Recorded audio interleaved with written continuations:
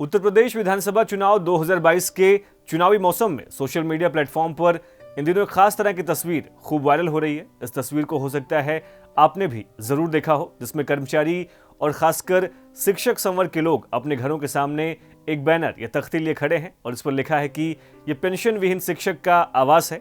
घोषणा पत्र में घोषित पुरानी पेंशन देने का संकल्प लेने वाले दल के अतिरिक्त अन्य दल वोट मांगकर न तो शर्मिंदा हो और न शर्मिंदा करें।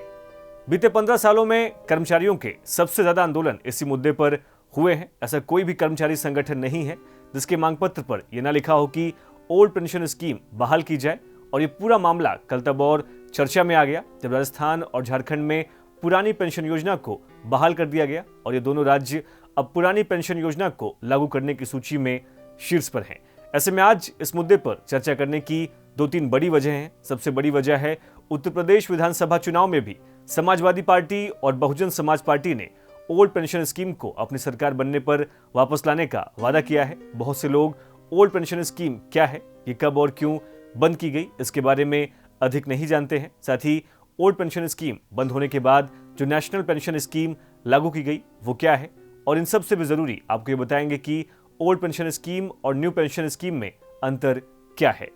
पर आज के इस वीडियो की शुरुआत करें उससे पहले आप सभी से एक छोटी सी रिक्वेस्ट है, अगर आपने अभी तक हमारे चैनल को सब्सक्राइब नहीं किया है तो जरूर करें और वीडियोस की लेटेस्ट अपडेट पाने के लिए बेल आइकन को भी दबाना ना भूलें। पुरानी पेंशन योजना यानी ओल्ड पेंशन स्कीम। साल 2004 में सरकार ने राजकोषीय भार को कम करने के लिए ओल्ड पेंशन स्कीम को बंद करने का फैसला लिया और 1 जनवरी 2004 से सेना को छोड़कर बाकी सभी केंद्रीय विभागों में नेशनल पेंशन स्कीम को लागू कर दिया गया।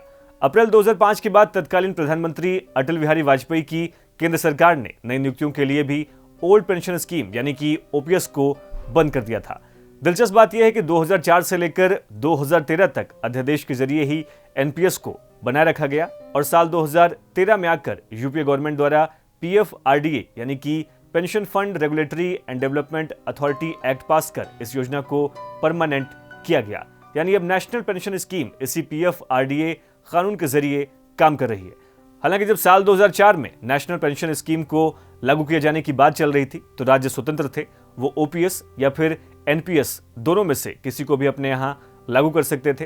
पर ज्यादातर राज्यों ने अपने यहाँ नेशनल पेंशन स्कीम को ही लागू किया क्योंकि ओल्ड पेंशन स्कीम से सरकारी खजाने पर बोझ काफी बढ़ रहा था। साल 2005 में जब नेशनल पेंशन स्कीम लाई गई तो यूपी में समाजवादी पार्टी की ही सरकार थी और तत्कालीन मुख्यमंत्री मुलायम सिंह यादव ने इसे प्रदेश में लागू किया था। पर अब पार्टी के युवा नेता और पूर्व मुख्यमंत्री अखिलेश यादव ने ओल्ड पेंशन स्कीम को बहाल कराने का जिक्र अपने घोषणा पत्र में किया है। आसान भाषा में समझा जाए तो ओल्ड पेंशन स्कीम यानी कि ओपीएस को लेकर मांग इसलिए है क्योंकि नेशनल पेंशन स्कीम पा रहे कर्मचारियों में किसी को 1100 तो किसी को 5000 रुपए पेंशन मिल रही है, जबकि पुरानी पेंशन में अंतिम तनख्वाह का करीब 50% बतौर पेंशन मिलने का प्रावधान था जो कि ट्रेजरी से मिलता है। पर आइए अब आपको इसके सभी टेक्निकल पॉइंट्स डिटेल में बताते हैं कि नेशनल पेंशन स्कीम और ओल्ड पेंशन स्कीम से संबंधित मुद्दे क्या हैं। ओल्ड पेंशन स्कीम यानी ओपीएस में पेंशन के लिए वेतन से कोई कटौती नहीं होती थी, जबकि नेशनल पेंशन स्कीम यानी एनपीएस में कर्मचारी के वेतन से 10% जिसमें बेसिक प्लस डीए शामिल है उसकी कटौती होती है। ओपीएस में जीपीएफ यानी कि जनरल प्रोविडेंट फंड की सुविधा है, लेकिन एनपीएस में जीपीएफ की कोई सुविधा को नहीं जोड़ा गया है। ओपीएस एक सुरक्षित पेंशन योजना है, इसका भुगतान सरकार की ट्रेजरी के जरिए किया जाता है, जबकि एनपीएस शेयर मार्केट आधारित है, बाजार की चाल के आधार पर ही इसका भुगतान होता है। ओपीएस में रिटायरमेंट के समय अंतिम बेसिक सैलरी के 50% तक निश्चित पेंशन मिलती थी, लेकिन एनपीएस में रिटायरमेंट के समय निश्चित पेंशन की कोई गारंटी नहीं है।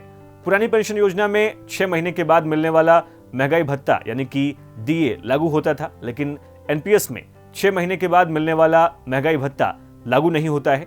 ओपीएस में रिटायरमेंट के बाद 20 लाख रुपए तक ग्रेच्युटी मिलती थी, लेकिन एनपीएस में रिटायरमेंट के समय ग्रेच्युटी का अस्थायी प्रावधान है। इन सब के अलावा ओपीएस में सर्विस के दौरान मौत होने पर फैमिली पेंशन का प्रावधान था, जबकि एनपीएस में सर्विस के दौरान मौत होने पर फैमिली पेंशन मिलती है, लेकिन योजना में जमा पैसे सरकार जब्त कर लेती है। इन सब के अलावा ओल्ड पेंशन स्कीम में रिटायरमेंट पर जनरल प्रोविडेंट फंड यानी कि जीपीएफ के ब्याज पर किसी तरह का इनकम टैक्स नहीं लगता था, लेकिन एनपीएस में रिटायरमेंट पर शेयर बाजार के आधार पर जो पैसा मिलेगा उस पर टैक्स देना पड़ेगा।